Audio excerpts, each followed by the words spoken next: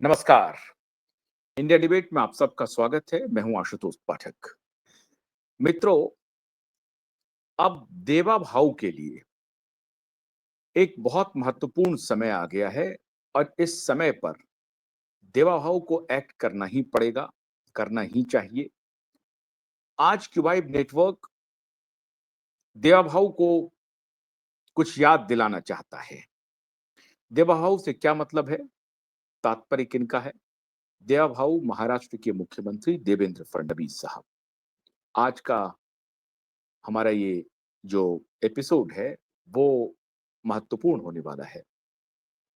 आज मैं आपके साथ कुछ ऐसी जानकारी शेयर करूंगा जिससे हमारे माननीय देवेंद्र भाऊ को इस बात का एहसास हो जाएगा कि ये सिर्फ क्यूबाइब नेटवर्क का सवाल नहीं है, आशुतोष पाठक का सवाल नहीं है। देश के 140 में से 2-3 लोगों को छोड़ दीजिए और कुछ मुट्ठी भर जो लोग हैं, जो जिसको मैं कहता हूं कि जिन्होंने अपनी ईमानदारी के साथ, अपने एथिक्स के साथ, अपने विचारों के साथ समझौता किया है, उन मुट्ठी भर लोगों को अगर छोड़ दें, तो करीबन 140 करोड़ इस देश की जनता जो जानती है, न जानती है, उन सबके तरफ से एक ही डिमांड होगी कि अब देवेंद्र फडणवीस का वो वक्त आ गया है जब देवेंद्र फडणवीस को अपने वायदे को पूरा करना चाहिए। ये मैं किस लिए कह रहा हूं? देवेंद्र फडणवीस ने जब 2019 में आ, उनकी हार हुई थी, हार इन द सेंस कि पिता पुत्र ने धोखा दिया था देवेंद्र फडणवीस को, सामने से चुनाव जीत करके आए थे, अलायंस में थे देवेंद्र फडणवीस की पार्टी भारतीय जनता पार्टी और शिवसेना, उद्धव, अब तो उद्धव गुट की जो शिवसेना है, उस वक्त एक ही शिवसेना थी। वो ज्वाइंट चुनाव जीत करके आई थी और उसके बाद मुख्यमंत्री के कुर्सी के लिए, मुख्यमंत्री की कुर्सी के लिए एक झगड़ा हुआ और वो झगड़ा इन द सेंस कि उद्धव ठाकरे ने एक ऐसी शर्त रख ली जो शायद देवभाऊ तो छोड़ दीजिए, भारतीय जनता पार्टी को मंजूर नहीं था। और ये देवेंद्र फडणवीस की कोई जिद नहीं थी। देवेंद्र फडणवीस को तो अगर भारतीय जनता पार्टी का आला कमान कहता कि आप कुर्सी छोड़ दीजिए, आपको नहीं आना है और हम मुख्यमंत्री बनाने जा रहे हैं उद्धव ठाकरे को, तो देवेंद्र फडणवीस कभी विरोध नहीं करते, कभी नहीं करते। जब एकनाथ शिंदे को बनाया तो देवेंद्र फडणवीस ने कोई विरोध नहीं किया, क्योंकि भारतीय जनता पार्टी एक डिसिप्लिन पार्टी है और उसमें एक कंसेंसस के साथ जो आलाकमान होता है, उसमें एक कंसेंसस विराजमान होता है और उसके बाद वो निर्णय करता है। तो भारतीय जनता पार्टी को इस बात की कोई मलाल नहीं था कि उन्होंने कहा कि नहीं, प्रधान मुख्यमंत्री तो हमारी पार्टी का होगा। आप ये संभव नहीं है कि 56 सीट ला करके 100 से अधिक सीट लाने वाली पार्टी को आप कहें कि आपका मुख्यमंत्री नहीं होगा, सत्ता की चाबी हमारे हाथ में होगी। ये इनका डिमांड ही पूरी तरह से अनैतिक था, संपूर्ण अनैतिक। एक व्यक्ति कितना अहंकारी हो सकता है, इस बात का इससे बड़ा कोई प्रमाण नहीं हो सकता कि छोटी पार्टी, आधी से भी कम सीटें लाने वाली पार्टी खुद को कहे कि नहीं, मेरी वजह से ये हमारा अलायंस सत्ता में आया है। मतलब भारतीय जनता पार्टी की कोई औकात नहीं है। भारतीय जनता पार्टी जो 100 से अधिक सीट जीत करके आई है और वो सत्ता उन का एक मैंडेट उनको महाराष्ट्र की सरकार ने दिया है, उसको एक छोटी पार्टी के नेता कहें कि नहीं, इस जीत में हमारी भूमिका प्रबल है, हमने इस जीत को दिलाया है, इसलिए हमें जनता ने कहा है कि आप मुख्यमंत्री बनिए। कहीं से भी नहीं था। डेमोक्रेसी के किसी भी रूल से उद्धव ठाकरे मुख्यमंत्री के हकदार नहीं थे। ना तो महाराष्ट्र की जनता ने इन्हें यह जनादेश दिया था, न ही बीजेपी और शिवसेना, तब की शिवसेना के बीच में कोई रिटन करार था जिसको उद्धव ठाकरे और उनका परिवार और उनके कुछ जो जो उनके साइकोफेंट हैं, वो ये प्रचारित करते रहे कि भारतीय जनता पार्टी और शिवसेना के बीच में एक अघोषित करार था। घोषित तो कहीं लिखित है नहीं, एक अघोषित करार था कि अगर पार्टी या अलायंस सत्ता में आती है तो मुख्यमंत्री उद्धव ठाकरे होंगे। सच बात ये थी कि शिवसेना का मुख्यमंत्री होगा। सच बात ये थी कि उद्धव ठाकरे तब भी, जबकि ये हुआ कि शिवसेना का मुख्यमंत्री बनेगा, तब भी उद्धव ठाकरे खुद मुख्यमंत्री बनने के लिए तैयार नहीं थे। सच्चाई ये है, उद्धव ठाकरे तब भी मुख्यमंत्री नहीं बनना चाहते थे। उद्धव ठाकरे कहते थे कि जैसे मेरे पिता ने पार्टी की कमान हाथ में रखी, सत्ता की कमान हाथ में रखी और एक सुपर मुख्यमंत्री के रूप में या एक सुपर पावर के रूप में पार्टी के अंदर, और अगर सत्ता में पार्टी रही तो पार्टी सत्ता सरकार में जो हमारा वर्चस्व रहा वही वर्चस्व हम चलाएंगे और सबकी कुंजी अपने पास रखेंगे, स्वयं जाकर के कुर्सी पर नहीं बैठेंगे। ये प्लानिंग थी शिवसेना की उस वक्त की, और स्वयं उद्धव ठाकरे इसी मिजाज के थे। जिन लोगों को ये स्मृति नहीं हो, उनको मैं ये बताना चाहता हूं कि उस वक्त एकनाथ शिंदे का नाम मुख्यमंत्री के लिए प्रपोज किया गया था शिवसेना की तरफ से। और जाहिर है, भारतीय जनता पार्टी कह रही थी कि आप छोटी पार्टी हैं, आपको तो मुख्यमंत्री की कुर्सी का डिमांड करना ही नहीं चाहिए। बाद में नियति का ऐसा चक्र घूमा कि एकनाथ शिंदे को मुख्यमंत्री बनाना पड़ा, लेकिन वो परिस्थिति अलग थी, परिस्थिति भिन्न थी। परिस्थिति ये थी कि एकनाथ शिंदे बागी बने, अपने ही आला कमान के खिलाफ उन्होंने बगावत की, और इतनी पुरानी जो दोस्ती थी बाला साहब ठाकरे के परिवार से, उस दोस्ती को एकनाथ शिंदे ने तोड़ा और भारतीय जनता पार्टी के साथ मिलकर के सरकार बनाई और मुख्यमंत्री बने। वो परिस्थिति बिल्कुल भिन्न थी। लेकिन ये परिस्थिति कि चुनाव में हम जीत करके आए हैं अलायंस में, और उसमें हम छोटी पार्टी हैं और मुख्यमंत्री हमारी छोटी पार्टी का होगा, वो परिस्थिति बिल्कुल अलग थी। और इस परिस्थिति को भारतीय जनता पार्टी मानने के लिए तैयार नहीं हुई और बगावत हो गया। बगावत, अलायंस में बगावत हुआ। ये मंशा थी कि हाईवे या माई वे, हमारे साथ आओ, बाय एनी मीन्स। हमने अगर ये कह दिया है कि हमारी पार्टी को मुख्यमंत्री की कुर्सी मिलनी चाहिए तो मिलेगी। ये अकड़ थी। बाला साहब ठाकरे की जो अकड़ थी, वो अकड़ आ गई इन पिता पुत्र में। बाला साहब ठाकरे की तो खैर कुछ अकड़ रही, अपने अपने उसूलों को लेकर के बाला साहब ठाकरे ने कभी समझौता नहीं किया। हालांकि उनकी भी आलोचना हो सकती है, वो कोई आलोचना से परे हैं ऐसा नहीं है, लेकिन फिर भी उनकी आलोचना आप कम कर सकते हैं।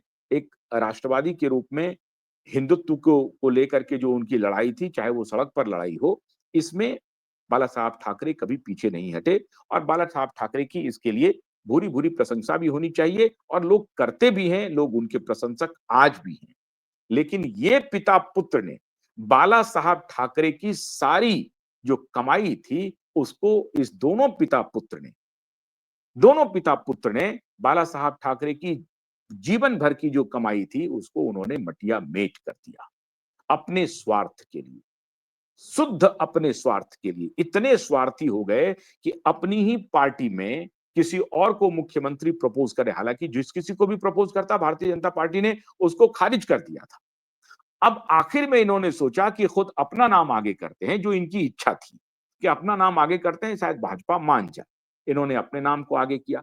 भारतीय जनता पार्टी नहीं मानी और उन्होंने कहा कि आप छोटी पार्टी हैं, आपको मुख्यमंत्री पद नहीं मिलेगा, बाकी आप कोई भी मंत्रालय कहिए, हम निगोशिएशन करने के लिए तैयार हैं। लेकिन उद्धव ठाकरे की तो जान मुख्यमंत्री की कुर्सी में बस रहा था। ये कैसे स्वीकार कर लेते भारतीय जनता पार्टी के इस ऑफर को? उन्होंने पूरी तरह से वेहेमेंटली, जिसको आप कह सकते हैं, उन्होंने डिनाई कर दिया और कहा कि नहीं, हम मुख्यमंत्री की कुर्सी के बिना पर कुछ भी नहीं मान सकते हैं। मुख्यमंत्री की कुर्सी की शर्तों पर हम कुछ भी करने के लिए तैयार हैं, और उन्होंने वही किया जो काम जिंदगी भर बाला साहब ठाकरे ने नहीं किया था। हालांकि एक बात जो पॉलिटिकल जिनको जानकारी रखने वाले लोग हैं, उनको ये मालूम होगा कि किस प्रकार से बाला साहब ठाकरे कांग्रेस का सहयोग लेकर के महाराष्ट्र में अपने पांव को जमाने में सफलता पाई थी। कांग्रेस की बड़ी भूमिका थी। जो राजनीतिक इन पर नजर रखते हैं, उनको ये मालूम है। महाराष्ट्र के और राष्ट्रीय राजनीति में जिनकी दखल है, उनको ये मालूम है कि किस प्रकार से बाला साहब ठाकरे ने महाराष्ट्र में अपने पांव को अगर जमाया, तो उसमें कांग्रेस की भी बड़ी भूमिका थी, लेकिन वो पर्दे के पीछे से उनको मदद कर रहे थे। बाला साहब ठाकरे एक ऐसे इंसान थे जिन्होंने कांग्रेस से भी मदद लिया और भारतीय जनता पार्टी के तो नेचुरल अलाय बने। 30 वर्ष उनका संबंध रहा। क्यों? क्योंकि बीजेपी का जो प्लैंक था, पॉलिटिकल प्लैंक हिंदुत्व का, उससे 4 कदम आगे बढ़ करके हिंदुत्व के झंडाबरदार बन गए बाला साहब ठाकरे। इसलिए भारतीय जनता पार्टी के वो नेचुरल अलाय बने।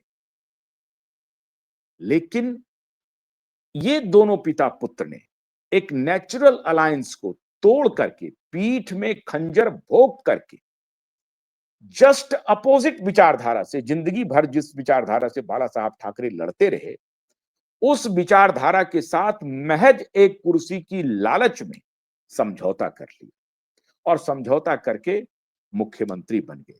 लेकिन इनको यह नहीं मालूम था कि वो जो फौज है, वो अपॉर्चुनिस्टों की फौज थी, अवसरवादियों की फौज थी और अपॉर्चुनिस्ट लोगों ने इनके साथ वही किया। मौका जब आया तो इनको इनकी औकात दिखा दी। लेकिन देवेंद्र फडणवीस कभी भी, उनको मालूम था कि उद्धव ठाकरे जब तक मजबूत रहेंगे, हिंदुत्व के प्लैंक को वो आगे बढ़ाने की कोशिश करेंगे और इस तरीके से भारतीय जनता पार्टी का कोई भी उभरता हुआ नेता, उद्धव ठाकरे उसको दबाने की कोशिश करेगा और अपने पिता की लेगेसी को आगे बढ़ाने की कोशिश करेगा। तो एक स्वाभाविक दुश्मनी बीजेपी और उद्धव ठाकरे के बीच में होनी ही थी।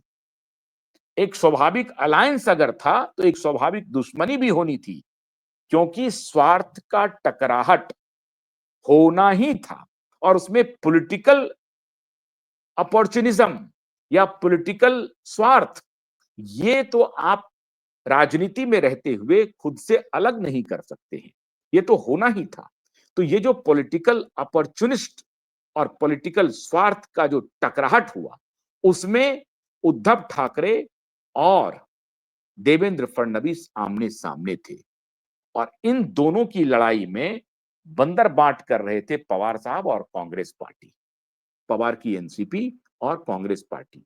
ये तो भला हुआ कि पवार की एनसीपी में विद्रोह हो गया, भतीजे ने विद्रोह कर दिया। न सिर्फ भतीजे ने विद्रोह किया, वरन कि विद्रोह करने के बाद भतीजे ने यह साबित कर दिया कि चाचा जी आप बूढ़े हो गए और आपका जो भ्रष्टाचार का ये था, उसके भ्रष्टाचार में हम 4 कदम आगे बढ़ गए। अगर आज वो भारतीय जनता पार्टी के अलायंस में हैं बैठे हुए, इसका मतलब ये कतई नहीं है जिसने इरिगेशन स्कैम में अजित पवार को क्लीन चिट दिया था, वो ऑफिसर कौन थे? वो ऑफिसर थे परमबीर सिंह। जो परमबीर सिंह मुंबई पुलिस के इतिहास में अगर सबसे टेंटेड पुलिस कमिश्नर कोई रहा होगा, तो परमबीर सिंह ही है, जिनका इतिहास बताता है कि भ्रष्टाचार नहीं, भ्रष्टाचार शब्द उनके लिए बहुत छोटा पड़ेगा। डिक्शनरी में एक नया शब्द बनाया जाए परमबीर सिंह के लिए और तब भी वो उनके लिए सूट करेगा कि नहीं करेगा, कहना मुश्किल है। तो मित्रों, परमबीर सिंह की कहानी अभी एक पल के लिए छोड़ देते हैं। अभी कहानी है कि उद्धव ठाकरे और फडणवीस आमने सामने थे, आमने सामने हैं। लास्ट चुनाव में, पिछले चुनाव में उद्धव ठाकरे ने कहा कि महाराष्ट्र में या तो मैं रहूंगा या फडणवीस रहेंगे। ये डायरेक्ट चुनौती दे रहे थे, डायरेक्ट चुनौती, या तो मैं रहूंगा या फडणवीस रहेगा। महाराष्ट्र की जनता ने कहा कि आप नहीं रहोगे। फडणवीस को, उद्धव ठाकरे को कहा कि आप पिता पुत्र नहीं रहोगे। महाराष्ट्र की जनता ने कहा कि आप फडणवीस साहब आप रहेंगे और रहेंगे नहीं, इतनी मजबूती से रहेंगे कि जिन्होंने आपको महाराष्ट्र से बाहर खदेड़ने की धमकी दी थी, उनको शर्म लगेगी बाहर निकलते हुए घर से। पर्दे से बाहर निकलें तो किस मुंह से निकलें, ऐसी स्थिति महाराष्ट्र की जनता ने कर दी। कल्पना कीजिए, भारतीय जनता पार्टी को 132 सीटें मिल गई। आज तक के इतिहास में महाराष्ट्र में कभी भारतीय जनता पार्टी ने ऐसी कल्पना नहीं की होगी, तब जबकि पिछला लोकसभा चुनाव महज 6 महीने पहले जिसके बिना पर इस पिता पुत्र की हैकड़ी इतनी बढ़ गई थी कि शरद पवार और राहुल गांधी के साथ मिलकर के इनको लग रहा था कि हम पूरे देश में जो चाहेंगे वही करेंगे। और इसीलिए शरद पवार और उद्धव के बीच में आखिर में सीट शेयरिंग को लेकर के विवाद भी हुआ। और तब शरद पवार ने अपना असली रूप दिखा दिया उद्धव ठाकरे को कि शरद पवार कौन है। शरद पवार ने कहा कि हम चाहते हैं कि हमारी पार्टी के जो उस वक्त के महाराष्ट्र के अध्यक्ष थे, जयंत पाटिल या क्या नाम था उनका, मैं भूल रहा हूं अभी, वो उनको महाराष्ट्र के नवनिर्माण की जिम्मेदारी सौंपी जाए। तो महाराष्ट्र के नवनिर्माण की जिम्मेदारी अपनी पार्टी के राज्य के अध्यक्ष को देने की बात कह करके, जो मुख्यमंत्री की कुर्सी के ऊपर नजर थी उद्धव ठाकरे की, उसको मटिया मेट कर दिया शरद पवार ने। चुनाव के पहले उद्धव ठाकरे कह रहे थे कि सबसे पहले मुख्यमंत्री का चेहरा कौन होगा ये डिसाइड हो जाना चाहिए। मतलब शरद पवार पर और राहुल गांधी पर दबाव बनाना चाह रहे थे। और इसके लिए उन्होंने पहली बार उद्धव ठाकरे, बाला साहब ठाकरे के जमाने से पहली बार ऐसा हुआ जब उद्धव ठाकरे दर-दर की ठोकरें खा रहे थे एक अपने मुख्यमंत्री के उम्मीदवारी को घोषित करवाने के लिए। नहीं तो इनका जो चलन था वो ये था कि जिस किसी भी नेता को उद्धव ठाकरे से मुलाकात करनी हो तो उद्धव ठाकरे उनसे मिलने नहीं जाते थे। उद्धव ठाकरे के घर मातोश्री, बड़ा ही मशहूर है मातोश्री, तो मातोश्री पर जाना पड़ता था सारे नेताओं को। इनकी हैकड़ी तो यहां तक थी कि भारतीय जनता पार्टी जो दुनिया की सबसे बड़ी पार्टी है, उसके राष्ट्रीय अध्यक्ष को कहा कि मैं आपसे मिलने के लिए नहीं जाऊंगा, बीजेपी के तो ना दफ्तर जाऊंगा, ना किसी होटल जाऊंगा, ना किसी के घर पे जाऊंगा। अगर आपको मिलना है तो आप मेरे घर आइए, मातोश्री आइए। और आज मैं देवेंद्र फडणवीस जी को उनका अपमान उनको याद दिला रहा हूं। देवेंद्र फडणवीस को इस उद्धव ठाकरे ने बाहर बिठा दिया। उद्धव ठाकरे और अमित शाह अपमान का घूंट पी करके कि चलिए राजनीति में ये सब होते रहता है, ये छोटी बात है, अगर वो हमको बुला रहे हैं हम ही चले जाते हैं, इससे हम कोई छोटे नहीं हो जाएंगे। नहीं हुए छोटे। अमित शाह देश के गृह मंत्री हैं, उद्धव ठाकरे का कोई नाम लेने वाला नहीं है। अब जेल जाएंगे कि कब जेल जाएंगे इस पर बात बनी हुई है। बाप बेटा दोनों फरार है, लंदन में है। देवेंद्र फडणवीस को उद्धव ठाकरे ने अपने घर में ड्राइंग रूम में बिठा दिया और बाहर बिठा दिया, जहां मीटिंग हो रही थी अमित शाह की और उद्धव ठाकरे की। देवेंद्र फडणवीस को वो दिन नहीं भूलना चाहिए। मैं तो हैरान हूं कि देवेंद्र फडणवीस किन किन बातों को भूल जाना चाहते हैं, अपने किन किन वादों को भूल जाना चाहते हैं। आज मैं सारी बातें उनको याद दिलाना चाहता हूं। और पूरे इस देश की 140 करोड़ जनता देवा भाऊ को याद दिलाना चाहती है कि आपका स्वाभिमान कहां चला गया है, आपका पुरुषार्थ कहां चला गया है। आप तो पुरुषार्थी थे, आप तो स्वाभिमानी थे।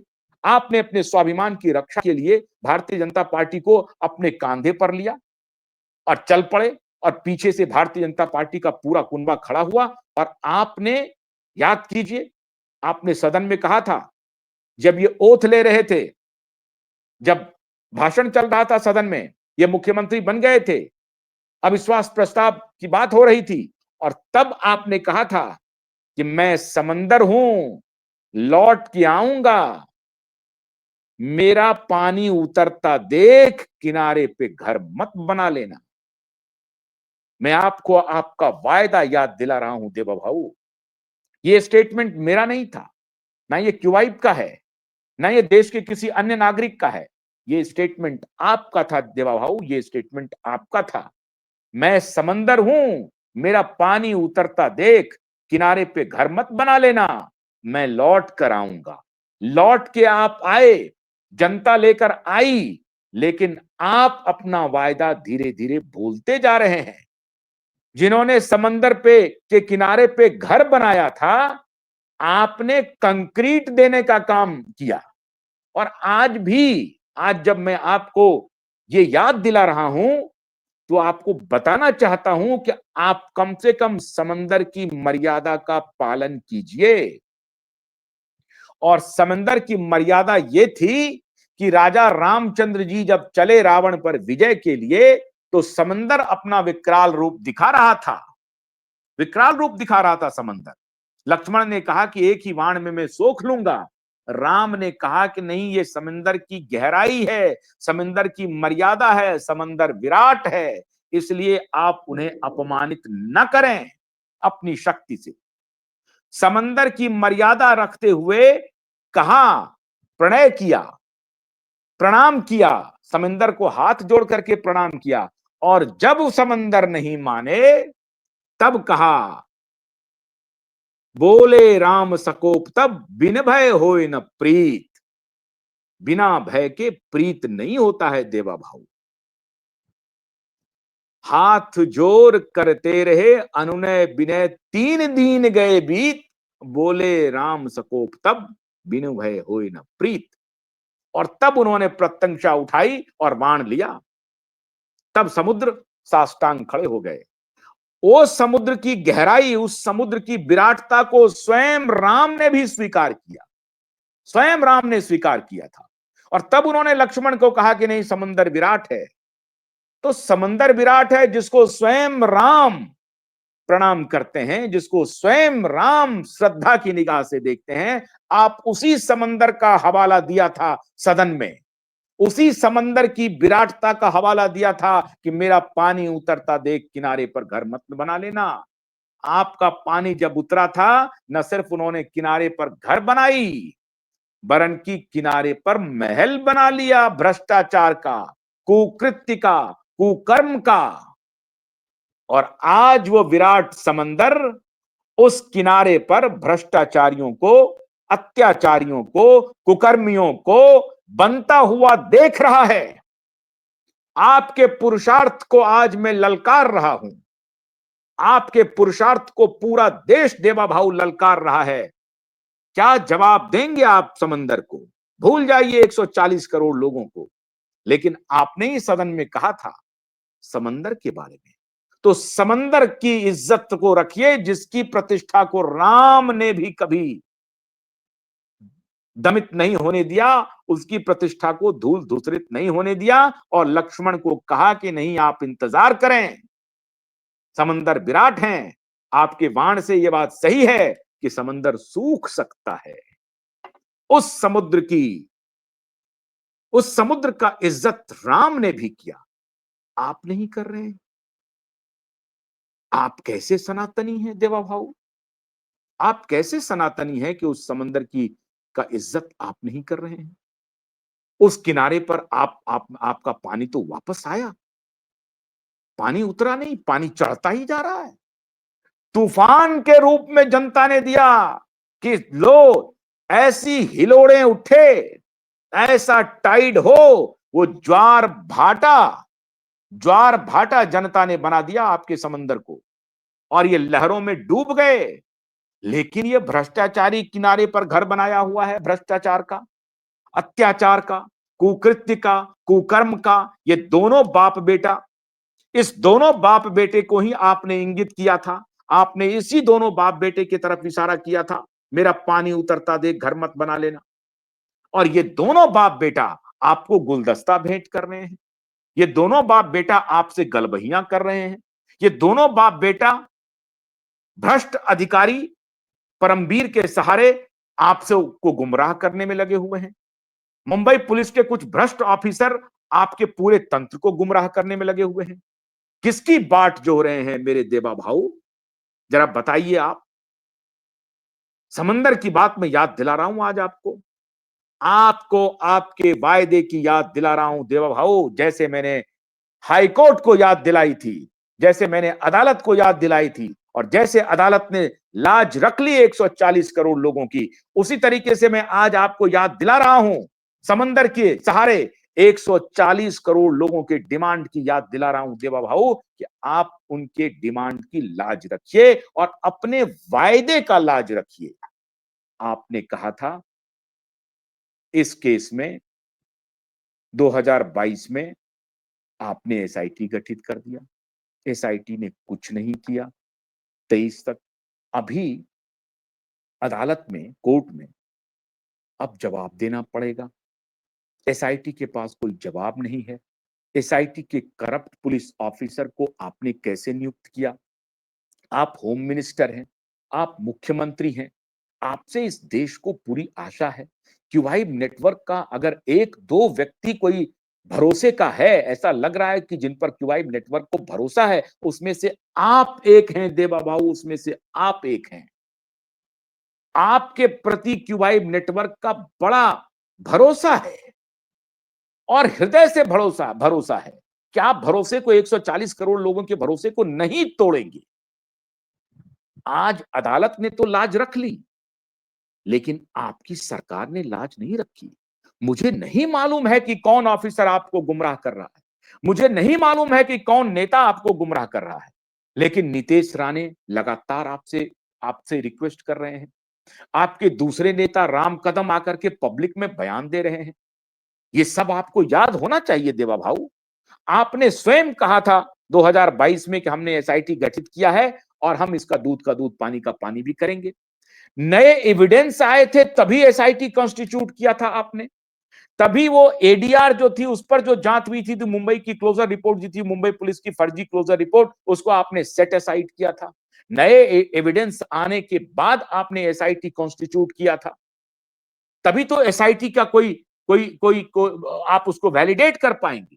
तभी तो आप उसको कह पाएंगे कि हाँ, एसआईटी का हमने क्यों कॉन्स्टिट्यूट किया। उसका आधार क्या है? उसका आधार यह था कि नए एविडेंस मिले और ये रिटर्न में है, होम सेक्रेटरी का पत्र है और जो कॉम्पिटेंट अथॉरिटी ने रिटर्न में रिप्लाई दिया है कि हाँ, नए एविडेंस हैं और एसआईटी की आवश्यकता है, तब एसआईटी कॉन्स्टिट्यूट हुई। लेकिन एसआईटी 22 दिसंबर में कॉन्स्टिट्यूट हुई, 23 दिसंबर तक अधिकारी नहीं, और जब 23 दिसंबर को अधिकारी दिया, उसमें महाभ्रष्ट अधिकारी का अपॉइंटमेंट। वो भ्रष्ट अधिकारी को अदालत ने अब पूछा है कि भाई आप जो जांच कर रहे हैं किस सेक्शन के तहत कर रहे हैं, एफआईआर किधर है? नहीं पता। अब आप ही बताइए देवा भाऊ, किस समंदर की बात आपने की थी? आप ही बताइए। क्यूबाइब नेटवर्क को अगर सबसे ज्यादा, मैंने बताया आपको, अगर सबसे ज्यादा किसी पर भरोसा है, आप पर है, फिर उस भरोसे को क्यों तोड़ रहे हैं? क्यों चाहते हैं कि क्यूबाइब का भरोसा आप पर से उठ जाए? क्यों चाहते हैं कि पूरे देश का भरोसा आप पर से उठ जाए? क्यों? कौन रोक रहा है? कौन आपको बरगला रहा है? कौन आपको गुमराह कर रहा है?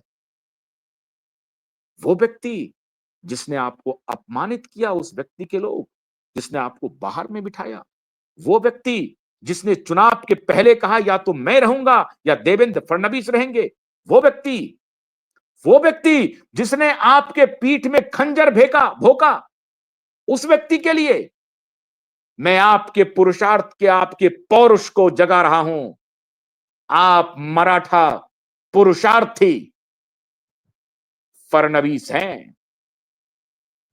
आप पेशवा की संतान हैं, छत्रपति शिवाजी महाराज की संतान हैं, और छत्रपति शिवाजी महाराज की संतान को मैं ललकारता हूं कि ऐसे भ्रष्टाचारियों, ऐसे बेईमानों के खिलाफ अगर अब भी आपने कोई कदम नहीं उठाया, आपने अपने वायदों को नहीं पूरा किया, पूरा देश आपको माफ नहीं करेगा। आप छत्रपति शिवाजी महाराज की लाज हैं, उनकी लाज आपके हाथों में सुरक्षित है। पेशवा की लाज आपके हाथों में सुरक्षित है। मराठा का लाज आपके हाथों में सुरक्षित है। ये मराठी आपसे आग्रह कर रहा है, इस सैकड़ों करोड़ों मराठा आपसे अपील कर रहा है कि आप अपने वायदे को पूरा कीजिए देवा भाऊ, पूरा कीजिए। कोई दुश्मनी आपसे किसी को क्या हो सकती है? मैं तो सिर्फ आपको आपका वायदा याद दिला रहा हूं, सिर्फ आपको आपका वायदा याद दिला रहा हूं देवा भाऊ। एसआईटी अगर गठित हुआ, अब क्या जवाब देगी एसआईटी? बताइए, आप कोई किस प्रकार से ये आपके ऑफिसर फंसा रहे हैं, किस प्रकार से उनके दलाल ऑफिसर आपको फंसा रहे हैं, ये कौन बताएगा आपको? क्यूवाइब नेटवर्क डंके की चोट पर बता रहा है कि देवा भाऊ, ये कुछ बिके हुए ऑफिसर आपको फंसाने की कोशिश कर रहे हैं, कुछ बिके हुए नेता जो उनसे मिल करके आपको फंसाने की कोशिश कर रहे हैं। उनकी चपेट में मत आइए देवा भाऊ, आपको कहीं का नहीं छोड़ेगा। बड़ी बदनामी होगी। जिस ब्रूट मेजॉरिटी से जनता ने आपके ऊपर भरोसा किया है, वो भरोसा अगर टूटा तो जैसे समंदर का पानी ऊपर जाता है तो नीचे भी आता है। केजरीवाल इसका सबसे बड़ा उदाहरण है देवा भाऊ। केजरीवाल केजरीवाल ने जो झूठ बोला, जो फ्रॉड किया, जो फरेब किया, 10 वर्ष के अंदर ही केजरीवाल आज मिट्टी में मिल गया। और दिल्ली में तो आने की कोई संभावना नहीं है, पंजाब भी जाएगा। तो ध्यान रखिए, जनता सर पर बिठाती है, लेकिन जनता का अगर भरोसा टूटता है तो फिर जनता जब उतारती है अपने माथे से, फिर कभी सटने नहीं देती है। ये ध्यान रखिए। लालू यादव का मैं आपको उदाहरण दे रहा हूं।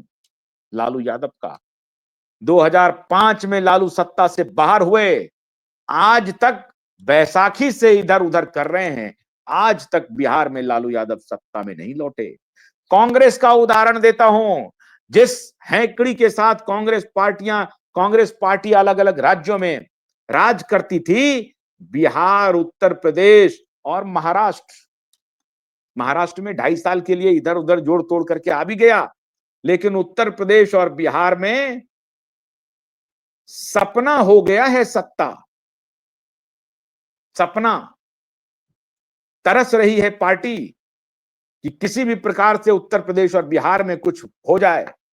नहीं होगा, और पता नहीं आने वाले कितने वर्षों तक नहीं होगा। ये सब बात आप चूंकि सक्रिय राजनीति में हैं, आप अगर बैरोमीटर लगा करके जनता की मंशा को नापने का आप अगर डॉक्टर हैं, तो क्यूबाइब नेटवर्क भी बड़ा डॉक्टर है, बड़ा पल्स जानता है। और इसीलिए मैं देवा भाऊ आपको कह रहा हूं कि क्यूबाइब नेटवर्क के पल्स को आप नजरअंदाज मत कीजिए। आप पर क्यूबाइब नेटवर्क का भरोसा है, था, आगे भी अगर आप बरकरार रखने देना चाहते हैं तो आपको अपने वायदे को पूरा करना पड़ेगा। वरना आप क्या कहेंगे, जनता को क्या मुंह दिखाएंगे बताइए? कि जिस व्यक्ति ने आपको अपमानित किया। ये रिवेंज की बात मैं नहीं कह रहा हूं कि आप रिवेंज लीजिए, मैं तो सिर्फ आपको कह रहा हूं कि न्याय के साथ खड़े हो जाइए। न्याय ने आपको अवसर दिया है कि जिसने आपको, मैं तो सिर्फ आपको एक दृष्टांत दे रहा हूं कि आप उस व्यक्ति को, जिसने आपको पीठ में खंजर भोंका, जिसने आपको अपमानित किया, जो आपको एलिमिनेट करना चाहता था, जो आपको पॉलिटिकली खत्म करना चाहता था, उस व्यक्ति को लीज ऑफ लाइफ दे रहे हैं। दुष्टों को लीज ऑफ लाइफ मत दीजिए देवा भाऊ, दुष्टों को लीज ऑफ लाइफ मत दीजिए। आज तक का इतिहास है, दुष्टों को जिसने लीज ऑफ लाइफ दिया, वो सबसे पहले डसने का काम करता है। ये ध्यान रखिए, लीज ऑफ लाइफ मत दीजिए। और सत्य के को दबा करके, न्याय को दबा करके अगर आप ऐसा काम करेंगे तो फिर पाप के सबसे बड़े भागीदार आप बन जाएंगे। मैं दोनों बातें आपको कह रहा हूं। दुष्टों को लीज ऑफ लाइफ मत दीजिए और पाप का भागीदार मत बनिए। एक अबला बेटी के पिता न्याय की भीख मांग रहे हैं, अदालत ने उनकी बात को सुन लिया है, सरकार के पास कोई ऑप्शन भी नहीं है। ये ध्यान रहे, जनता की अदालत में अपमानित होना पड़ेगा और कॉन्स्टिट्यूशनल अदालत में तो अपमानित होना ही पड़ेगा। क्या आप ये दोनों अपमान लेकर के जीना चाहते हैं? क्या इसी अपमान के साथ आगे बढ़ना चाहते हैं? क्या सार्वजनिक जीवन में आने के लिए हर प्रकार के समझौते कर लेना चाहिए और आप करेंगे? मैं ऐसा नहीं मानता हूं कि आप ऐसा करेंगे। मेरा विश्वास कहता है कि आप ऐसा बिल्कुल नहीं करेंगे। कुछ ना कुछ तो बात होगी। महाराज छत्रपति शिवाजी महाराज का, पेशवा का कुछ तो होगा। याद कीजिए, आप पेशवा और महाराज छत्रपति शिवाजी के वंशज हैं, वो जिन्होंने बुंदेलखंड के राजा को खाना छोड़ करके मदद करने के लिए चला गया था। भूषण की कविता याद कीजिए, भूषण की कविता को याद कीजिए, भूषण की पंक्ति को पढ़िए, खून खौल जाएगा। और ऐसे अत्याचारी और अपराधियों को सजा दीजिए जिसने एक बेटी के साथ क्रूरता की सारी सीमाएं लांघ दिया है। पूरा सिस्टम, एक डॉक्टर गलत पोस्टमार्टम रिपोर्ट बनाता है, पुलिस ऑफिसर गलत जांच करता है, अदालत में सुनवाई नहीं होती है, कैसे काम चलेगा? देवा भाऊ, इसीलिए पूरा देश आपकी तरफ देख रहा है और हमें उम्मीद है, हमें पूरा भरोसा है देवा भाऊ कि आप रिप्लाई देंगे और रिप्लाई में अदालत को जो आपको रिप्लाई देना है, और जब आप अदालत को रिप्लाई देंगे तो आप उन भ्रष्ट पुलिस ऑफिसरों को निशाने पर लेंगे और पूछेंगे कि तुमने एफआईआर क्यों नहीं किया। एसआईटी को पूछेंगे कि तुम किस दिशा में जांच कर रहे थे भाई, पूछिए आप उनसे। बस इतने पूछने भर से आपका वायदा पूरा हो जाएगा। इनकी नानी मर जाएगी जब आप पूछेंगे इनसे, इनके पास कोई जवाब नहीं होगा, इनका भ्रष्टाचार का पोल खुल जाएगा और तब ये जब रिप्लाई फाइल करेंगे अदालत में तो अदालत इनके परखचे उड़ाएगी, उड़ाएगी, क्योंकि हमारे वकील साहब वहां मौजूद हैं, वकीलों की फौज मौजूद है इस रिप्लाई को खंड खंड करने के लिए। इनके पास कोई जवाब नहीं होगा। एक ही चीज है, आप अपने पुरुषार्थ को लेकर के इन अत्याचारियों के खिलाफ महाराजा छत्रपति की और पेशवा के लाज को रखते हुए इनको सबको लाइन पे लगाइए और कहिए कि जो सही है वो काम करो, न्याय दो एक बेटी के पिता को, तुमको देना पड़ेगा न्याय। आज तक दिशा के पिता के वकील को प्रोटेक्शन नहीं है, आज तक दिशा के पिता को प्रोटेक्शन नहीं है। ये काम तो आप कर ही सकते हैं देवा भाऊ, कौन बोलेगा आपको? क्यूबाइब नेटवर्क तो खैर अपने प्रोटेक्शन की बात नहीं सोचता है। और उत्तर प्रदेश में बाबा की पुलिस बड़ी मजबूत है, चिंता न करिए, बाबा की पुलिस बड़ी मजबूत है। आपसे सिर्फ यही अनुरोध है कि आप अपने वायदे को पूरा कीजिए, गुनहगारों को जेल भेजिए, अदालत अपना काम करेगी। हमें उम्मीद है कि आप दोनों काम करेंगे। बहुत बहुत शुक्रिया। नमस्कार।